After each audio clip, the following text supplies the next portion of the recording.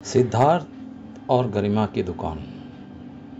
ये फिल्म जो है ऊंची दुकान फीके पकवानी साबित हुई है। एक लंबे इंतजार के बाद फिल्म 5 अप्रैल को देशव्यापी सिनेमा हॉल्स में रिलीज हो चुकी है। सच तो यह है कि सिद्धार्थ और गरिमा ने भंसाली रूपी रंगों की जो दुकान सजाई है उसके रंग जो है फीके ही लगते हैं। भंसाली रूपी दुकान का संदर्भ या मतलब सीधा है, वह जिस तरह का सिनेमा बनाते हैं उसकी कॉपी करने का जो प्रयास सिद्धार्थ और गरिमा ने किया है वह कहीं भी नहीं ठहरता है। सच तो यह है कि इस फिल्म के नाम में ही नकारात्मकता झलकती है। अब आप ही बताएं, सरोगेसी जैसी मतलब कि किराए की कोख जैसे संवेदनशील मुद्दे पर जो फिल्म बना रहे हैं और उसका नाम दुकान रखा जाए तो कितना उसके साथ न्याय हो रहा है, ये आप ही उसको जस्टिफाई कर सकते हैं। हालांकि हम इस नाम को अस्पताल के संदर्भ से जोड़ें तो वहाँ तक तो ठीक है, क्योंकि अस्पतालों में आजकल चीराफाड़ी करना और बीमारी के नाम पे लोगों को लूटना, तो इस नज़रिए से अगर उसका नाम दुकान रखा जाता तो जायज़ था। लेकिन चंद महिलाओं को नज़र रखते हुए इस फिल्म का नाम दुकान रखा गया है। चंद महिलाएं मतलब कि जो अपनी कोख बेचकर अपना घर परिवार चलाना चाहती है, उनको बदनाम करने के लिए या उनको इस व्यवसाय से की मतलब बुराइयों को उजागर करने के लिए अगर इसका नाम रखा गया है तो ये भी एक तरह से जायज़ नहीं, क्योंकि समाज में बहुत सारी महिलाएं हैं सरोगेसी नहीं बनना चाहती है। कुछ ही जो मजबूरी की हालात की मारी होती है वही सरोगेसी मदर बनना चाहती है। तो चंद महिलाओं को मदर नज़र रखते हुए इस फिल्म का नाम भी रखा गया, तो यह फिल्म नाम से ही महिला विरोधी लगने लगती है। भारतीय समाज में जिस तरह से गरीबी पसरी है वह इंसान को बहुत हद तक तोड़ देती है, ये सब जानते हैं। इस फिल्म में किसी के बच्चे की मां बनने का जो जिक्र किया गया है या किसी महिला का इसके लिए तैयार होने की दलील दी गई है, वह एक तरह से घिनौनी ही लगती है। इसमें कोई दो राय नहीं है कि अगर वह सरोगेट मदर बनने के लिए राज़ी होती है तो बहुत संभव है उस महिला के सामने कोई न कोई मजबूरी ही रहती होगी। लेकिन दुकान में इस बात को सिरे से नज़रअंदाज करके यहाँ इसे केवल और केवल भोग विलास के साधन जुटाने के लिए ज़्यादा ज़रूरी दिखाया गया है, बताया गया है, जो कि महिलाओं की इमेज को एक धक्का लगाता है। हाँ, दिखाई गई है, कुछ गरीब महिलाएं भी दिखाई गई है इस फिल्म में, लेकिन इनका संदर्भ बहुत ही सतही और चलताऊ तरीके से सामने लाया गया है। वो भी तब आता है जब कहानी की नायिका माथे पर बदनामी को लेकर जल पहुंच जाती है। खैर, सिनेमा जगत में नकल करना कोई बुराई बात नहीं है, मतलब बुरी बात नहीं है, ये हमेशा से होती आ रही है। लेकिन इसमें इस बात का विशेष ख्याल रखना चाहिए कि आखिर नकल बराबरी की हो, कहाँ राजा और कहाँ गंगू तेली वाली कहावत चरितार्थ न हो। बात फिल्म के तकनीकी पहलुओं पर भी करते हैं। तकनीकी तौर पर फिल्म दुकान को संजय लीला भंसाली की फिल्मों की कॉपी बनाने में इसके सिनेमेटोग्राफर अनी बार्न चटर्जी का बहुत बड़ा दोष है। अनी बार्न ने बाजीराव मस्तानी के सेट पर रहते हुए जो कुछ भी सीखा था, समझा था, परखा था, सब यहाँ उड़ेल दिया। अनी बार्न और भी कई बड़ी फिल्मों की टीम का हिस्सा रहे हैं, लेकिन एक सिनेमेटोग्राफर का जो अपना वैल्यू एडिशन किसी फिल्म के लिए होना चाहिए वह दुकान में दूर दूर तक नहीं दिखाई दिया। बची कुची कसर राइटर डायरेक्टर सिद्धार्थ और गरिमा ने निकाल ली। इसमें सरोगेसी के उन पहलुओं को भी प्रभावी तरीके से नहीं छुआ गया जिनका यह फिल्म दावा करती है। स्क्रीन प्ले में भी यह बात उभर कर सामने नहीं आती है कि सरोगेट्स ज़रूरत से ज़्यादा अपनी ख्वाहिशों को पूरा करना चाहती है। आखिर में कुछ संवादों के जरिए उनकी परेशानी को स्थापित करने की नाकाम कोशिश की गई है, फिल्म की कहानी में समय बदलता रहता है, लेकिन किरदारों के लुक और बोलचाल में कोई फर्क नहीं दिखाई पड़ता। ये बात भी बड़ी अखरती है। वैसे तो सिद्धार्थ और गरिमा के खाते में रामलीला, गोलियों की रासलीला, टॉयलेट एक प्रेम कथा जैसी बड़ी फिल्में लिखने की ख्याति दर्ज है, लेकिन वे दुकान में अपना जौहर कतई नहीं दिखा पाए हैं। सिद्धार्थ गरिमा ने इस फिल्म से डायरेक्शन में कदम रखा है। ये उनकी पहली फिल्म है। वे इस फिल्म में सरोगेसी जैसे संजीदा विषय के साथ न्याय नहीं कर पाए हैं। फिल्म एक समय में बहस का विषय रही है और अब बैन हो चुकी कमर्शियल सरोगेसी के सभी पहलुओं को संतुलित तरीके से नहीं उठाने में बहुत पीछे रह गई है। बात एक दशक पहले की है, जब एक गुजरात का छोटा सा कस्बा आनंदपुरी दुनिया में बच्चा फैक्ट्री के नाम से मशहूर हो गया था। वहाँ सरोगेसी का व्यवसाय ऐसे फल फूल रहा था कि एक अस्पताल में लगभग हर रोज इस तकनीक से एक बच्चा पैदा किया जा रहा था। देश विदेश से जोड़े यहाँ आकर किराए की कोख खरीदते थे और माँ बाप बनकर वापस लौट जाते थे। बेशक सरोगेसी की इस दुनिया को सिद्धार्थ और गरिमा पर्दे पर सजा कर तो लाए हैं, लेकिन वो बात नहीं कह पाए जिसकी सबको अपेक्षा थी। दुकान को लेकर अब तक जो कुछ भी सामने आया है या दर्शकों ने भी जो अपनी प्रतिक्रिया दी है, इन सबका लब्बो-लुआब एक ही है, दुकान में कुछ नहीं है, सब फीके पकवान हैं। मतलब सब ने कुछ न कुछ कमी ही निकाली है।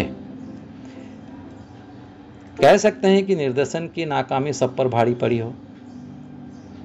जो सिद्धार्थ गरिमा ने निर्देशन किया है, उनके निर्देशन की कमी भारी पड़ी हो। माना कि सिद्धार्थ गरिमा को हिंदी सिनेमा की कुछ ब्लॉकबस्टर फिल्मों के लेखन का इकराम हासिल है। भंसाली की फिल्मों में दिखने वाली भव्य लोक परंपराएं दुकान के माध्यम से दिखाने की कोशिश की, लेकिन बात जरा भी नहीं बन पाई। हवा में उड़ती चुनरियां, जमीन पर बनी रंगोली, टॉप एंगल कैमरे से फिल्माए गए नृत्य दृश्य, गानों में सहायक कलाकारों के वस्त्रों की रंगीनियां और पार्श्व संगीत के लिए कोरस और ढोल ताशों का इस्तेमाल, सब कुछ शामिल किया गया है, सब कुछ दिखाया गया है। मगर ये फिल्म जो है भंसाली का कॉपी पेस्ट फिर भी नहीं कही जा सकती है।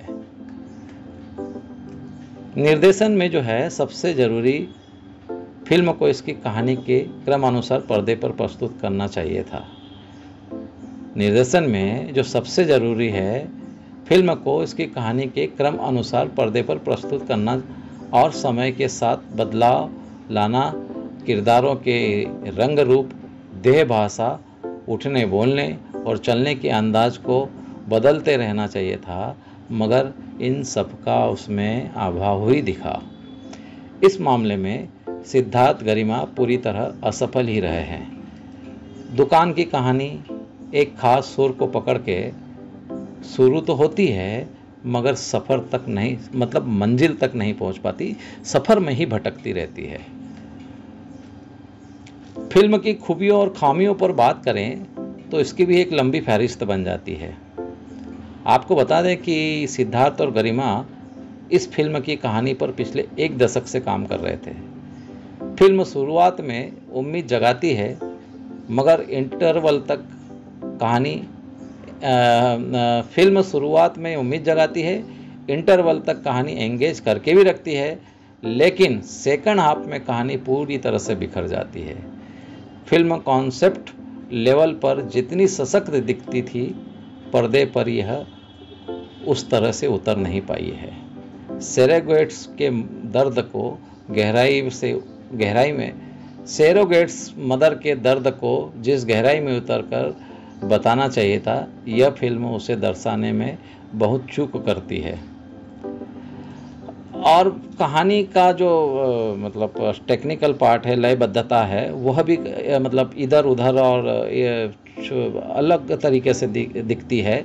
जैसे एक उदाहरण मैं बताता हूँ कि बच्चों से प्यार न करने वाली जैस्मिन आखिर कैसे बच्चे से प्यार करने लग जाती है और फिल्म के क्लाइमेक्स में वह बच्चे को उसके माता पिता को देने के लिए भी तैयार हो जाती है। मतलब ये दोनों विरोधाभासी एक साथ चीज़ें चलती है।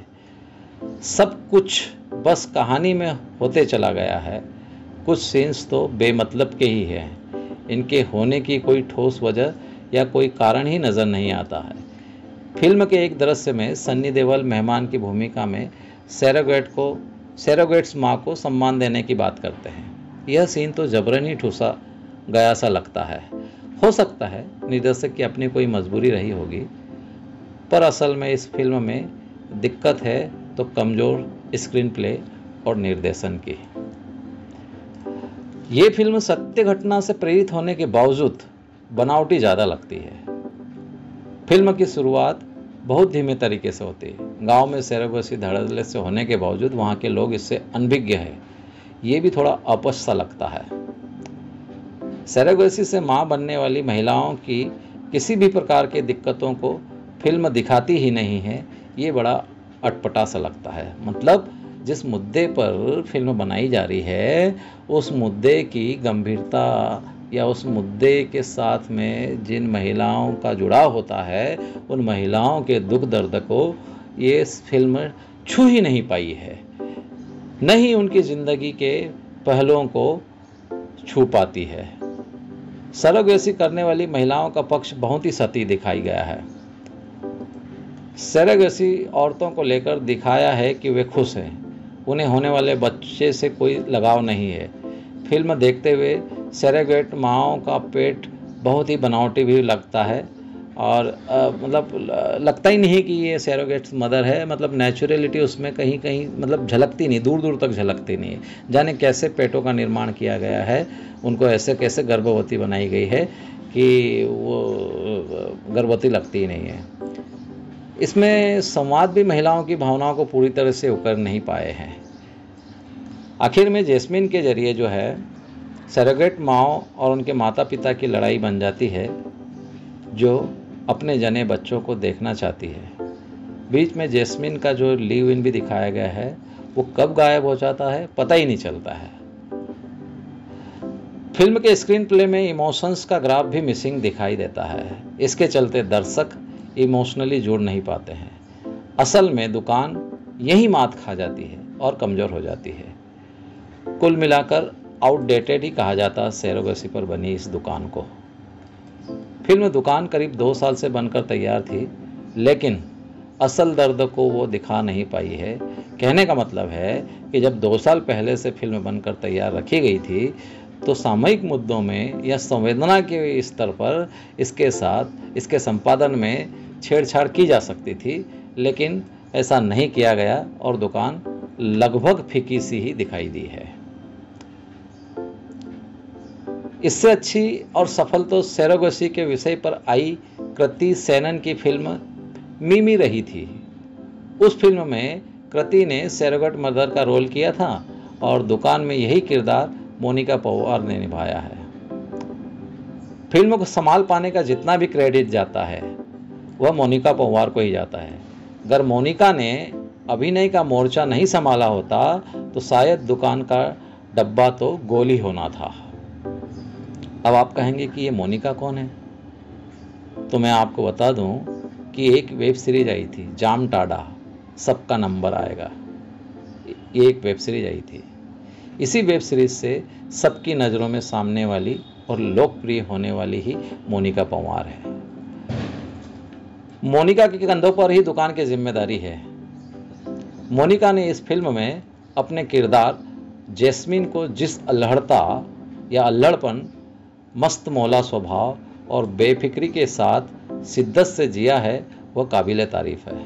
अगर मोनिका अपना पूरा अदाकारी का जिस्ट नहीं लगाती तो ये फिल्म वाकई मतलब पूरी तरह से फ्लॉप मानी जाती है। अब बात करते हैं दूसरे किरदारों की। मोनिका के अलावा जो किरदार निभाए गए हैं, इसमें मोनाली ठाकुर भी अपने किरदार के साथ न्याय नहीं कर पाई है। मोनाली ठाकुर थी जो है वो भी न्याय नहीं कर पाई है, तो और कुछ खास भी कर नहीं पाई है। सच कहें तो मोनाली को है ना गायकी पर ही फोकस करना चाहिए। अब हिमानी शिवपुरी माँ की भूमिका में ज़रूर प्रभावित करती है। इस फिल्म में दुकान में जो हिमानी शिवपुरी का रोल है वो माँ का रोल है, और उसमें वो ज़रूर अपना भूमिका से लोगों को प्रभावित करती है, दर्शकों को प्रभावित करती है। दुकान में निश्चित रूप से एक सामाजिक संदेश है, लेकिन विषय को लेकर गहराई की कमी है और गुणवत्ता उससे कमज़ोर बनाती है। बेशक, मतलब कहने का मतलब है कि दुकान में निश्चित रूप से एक सामाजिक संदेश है, लेकिन विषय की गहराई इसमें बहुत कम दिखती है और गुणवत्ता के मसले पर तो ये बहुत ही कमज़ोर नज़र आती है। तो चलो अब मैं दुकान की कहानी की तरफ रुख करता हूँ, आपको ले चलता हूँ कि आखिर दुकान की कहानी क्या है। दुकान की कहानी जो है चमेली यानी जैस्मीन की है। चमेली जो बचपन में खुद एक चंचल और अल्हड़ लड़की है, और वह अपना नाम चमेली से जैस्मीन रख लेती है। जिस तरह से वह अपना नाम रखती है या नाम बदलती है, वह अपनी ज़िंदगी को भी खुद ही लिखती है। समाज के बनाए बनाए नियम से वो अलग चलती है। फिल्म में जैस्मीन पटेल आनंद गांव की एक सरोगेट मदर बनती है। इस फिल्म की शुरुआत जैस्मीन पटेल यानी मोनिका पंवार के अपने अजन्मे बच्चे के साथ भाग जाने से शुरू होती है। जैस्मीन वो धाकड़ और अपनी शर्तों पर जीने वाली लड़की है जो स्कूल में अपना नाम चमेली से बदलकर अंग्रेजी में जैस्मीन रख लेती है। बापू की मार से बचने के लिए उसी के रेजर ब्लेड के टुकड़ों से सुरक्षा चोली ईजाद कर लेती है। जैस्मीन जवान होती है तो अपने से दोगुने उम्र के सुमेर यानी सिकंदर खेर को अपना पति चुन लेती है, ये जानते हुए भी कि सुमेर की बेटी उससे कुछ ही सालों छोटी है। सुमेर से उसे एक बेटा होता है, लेकिन उसे बच्चे से कभी लगाव नहीं होता है। इसका एक कारण है कि वो बचपन की एक दुखद घटना की वजह से जैस्मीन बच्चों को पसंद नहीं करती है। सब कुछ ठीक ठाक चल रहा होता है कि सुमेर की मौत हो जाती है। अब अपनी ज़रूरतों के अलावा सौतेली बेटी की शादी की जिम्मेदारी जैस्मीन पर आन पड़ती है। अब क्या करें? पैसों की तलाश में वो जो है जैस्मीन जो है डॉक्टर नव्या चंदेल यानी गीतिका त्यागी तक पहुंच जाती है, जहां उसे सरोगेसी के बारे में मालूम पड़ता है और सरोगेट मदर बनने को राजी हो जाती है। बेबी मशीन के नाम से उसकी दुकान चल पड़ती है। बेबी मशीन तब लड़खड़ाती है जब वह दिया यानी मोनाली ठाकुर और अरमान यानी सोहम मजूमदार के बच्चे को अपने पास रखना चाहती है। दिक्कत तब शुरू हो जाती है जब अपने पेट में पल रहे दिया यानी मोनाली ठाकुर और अरमान यानी सोहम मजूमदार के बच्चे से उसे लगाव हो जाता है और वो उसे लेकर भाग जाती है। दिया और उसका पति अरमान जो है पुलिस में जैस्मीन के खिलाफ शिकायत दर्ज कर देते हैं। इस सीन से दर्शक के मन में अनेक सवाल पैदा होने लगते हैं। मसलन क्या होगा जब दोनों बच्चे का परिवार होने का दावा करते हैं? बच्चा किसके पास जाएगा? क्या सरोगेट्स को भी परिवार का हिस्सा माना जाना चाहिए? अब इस बच्चे पर किसका हक होगा? किराए की कोख का सहारा लेने वाले दिया अरमान का या उसे जन्म देने वाली जैस्मीन का? यही कुछ ऐसे सवाल हैं जो दर्शकों को थोड़ा सा परेशान करते हैं। फिल्म फिर धीरे धीरे सरोगेसी के जरिए माँ बनने जा रही ऐसे ही कई महिलाओं की बातचीत से आगे बढ़ती है। गांव में सरोगेसी क्लिनिक सरेआम चल रहे होते हैं, पर पुलिस की अनभिज्ञता पहले ही सीन में चौंकाती है। वहाँ से जैस्मीन की जिंदगी की परतें भी खुलनी शुरू हो जाती है।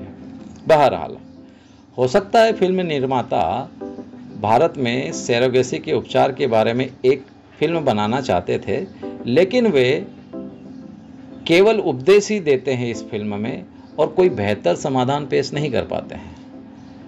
सरोगेसी के मुद्दों को छूती हुई दुकान की कहानी आगे तो बढ़ती जाती है, लेकिन लोगों को इतना रोचक ढंग से और इतना मतलब करीब से बांध नहीं पाती है। बहरहाल आपको इसके आगे की कहानी जानने के लिए एक बार पूरी फिल्म देखनी पड़ेगी। तो पूरी कहानी जानना है तो एक बार फिल्म ज़रूर देखनी पड़ेगी। अब मैं आपको फिल्म की संपूर्ण टीम की तरफ ले जाता हूँ। बतौर निर्देशक सिद्धार्थ गरिमा की यह पहली फिल्म है। इसके मुख्य निर्माता तो ए झुनझुनवाला, एस के हालूवालिया है।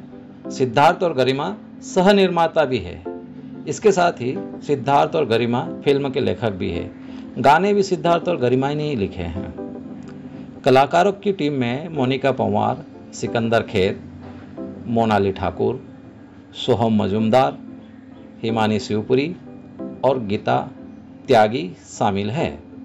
समीर तन्ना, अर्श तन्ना और तमन्ना तन्ना ने कोरियोग्राफी की है इस फिल्म की। चंद्रकांत सोनावणे ने कलाकारों के परिधान बनाए हैं। हालांकि परिधानों को बहुत अच्छी खूबसूरती के साथ में सोनवाने ने पेश किया है।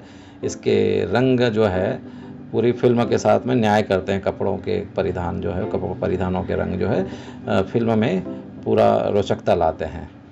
सत्य शर्मा ने फिल्म का संपादन किया है, मतलब उसकी एडिटिंग किया है।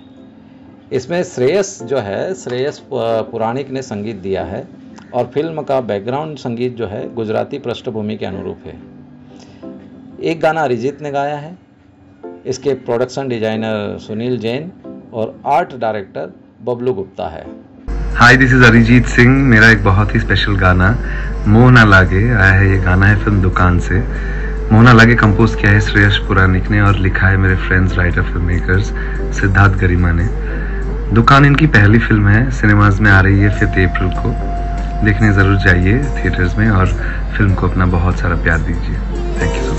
मोह न लागे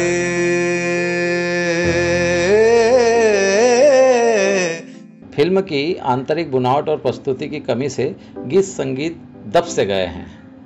जे जैस्मिन, लव स्टोरी नत्थी, मोह न लागे, मैं तुम्हारे बच्चे की माँ बनने वाली हूँ जैसे गानों को ठीक ही कहा जा सकता है। मैं तुम्हारे बच्चे की माँ बनने वाली हूँ।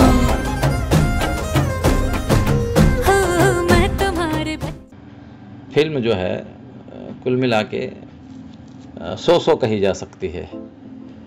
फिल्म की भाषा हिंदी है और ये 5 अप्रैल को तमाम सारे मतलब देश भर के सिनेमा हॉल्स में रिलीज हो चुकी है। अंत में मैं रिव्यू की बात करूं तो फिल्म की शुरुआत को रोचक कहा जा सकता है। सिद्धार्थ गरिमा ने जो आंखों को भाने वाली कलरफुल भी बनाई है वह संजय लीला भंसाली की कॉपी लगती है एक तरह से। और जामताड़ा वेब सीरीज़ की गुड़िया के बाद दुकान की जो जैस्मिन के रूप में मोनिका ने इसमें कमाल की अदाकारी की है। मोनिका के हिस्से अंदर से पुराण, बाहर से कुरान, मेरा बालक महान जैसे जो शानदार डायलॉग सामने आए हैं। अगर आप मोनिका पंवार की दुकान देखने की योजना बना रहे हैं तो एक बार हमारे ऑफिशियल चैनल सिनेमा सफ़र विद संजय रोकड़े पर इस फिल्म की समीक्षा जरूर देख लेना। वैसे ये एक बार देखी जाने वाली मनोरंजक फिल्म बनकर रह गई है। अगर इतना सब कुछ बताने के बाद भी एक शब्द में मेरे से पूछा जाए कि आखिर इस फिल्म को क्यों देखना चाहिए, तो मैं बस इतना कहूँगा कि किराए की कोख जैसे संवेदनशील मुद्दे पर बनी इस फिल्म को महिलाओं की संवेदना से जोड़ने के लिए और उनको सशक्ति प्रदान करने के लिए एक बार दुकान को ज़रूर देखना चाहिए। और मोनिका पंवार के उम्दा अभिनय को भी देखने के लिए ये फिल्म एक बार देखी जा सकती है। तो आप इस फिल्म को